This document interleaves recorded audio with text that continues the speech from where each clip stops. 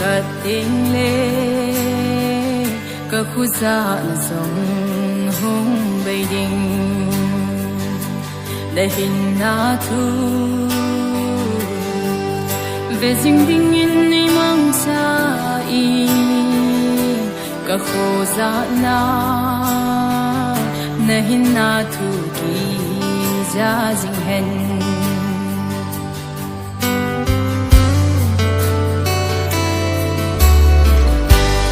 cất tình lệ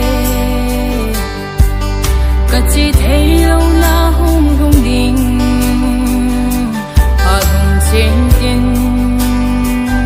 sẽ thấy lâu na ni hùng hùng đình từ hòa lâm mà lâm vì cả giật thấy na đình nhìn từ hòa sẽ na ô đi hình mong chan bát thế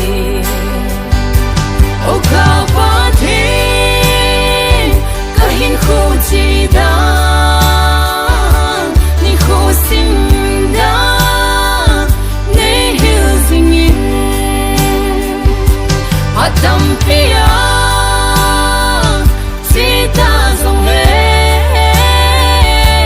ne hiểu dinh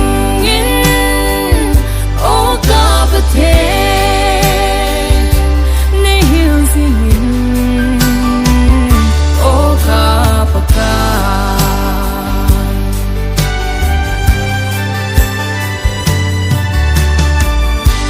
ni cất tình lệ ita sao dòng hi hùng ổn định